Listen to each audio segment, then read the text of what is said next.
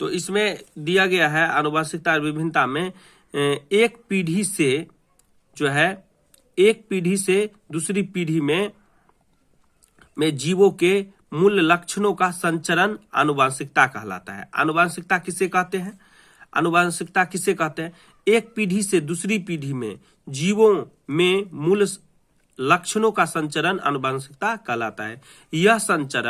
यह संचरण एक पीढ़ी से दूसरी पीढ़ी में जनक के युग्मकों के द्वारा होता है। जनक के युग्मकों के द्वारा होता है।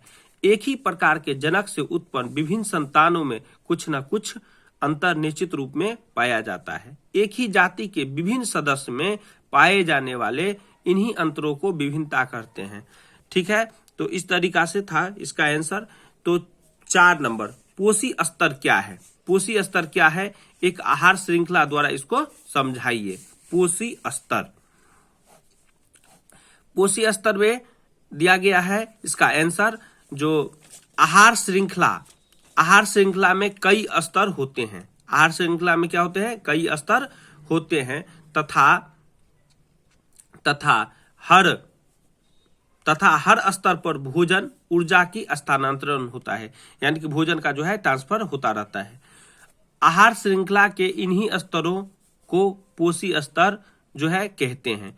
एक मैदानी पारिस्थितिक तंत्र में घास प्रथम पोषी स्तर होते हैं, ग्रास हॉपर द्वितीय पोषी स्तर, मेढक तृतीय पोषी स्तर, सर्प चतुर्थ पोषी स्तर तथा बाज उच्चतम पोषी स्तर होते हैं। तो इस तरीका से था।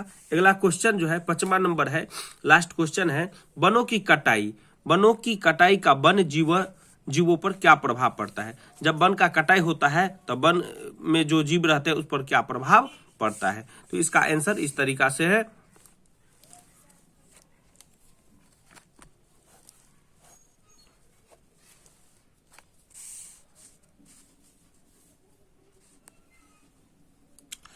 देखो, वनों की कटाई में उनकी सघनता तथा उनका क्षेत्रफल कम होने लगा है। निर्वनीकरण के कारण अन्य जीवों के जीवन संकट में पड़ गया है। पहले से ही मनुष्य मनोरंजन के लिए तथा वन्य जीवों के खाल, सींग, दांत आदि प्राप्त करने के लोभ से बड़ी संख्या में वन्य जीवों की हत्या कर उनकी संख्या कम कर चुके हैं।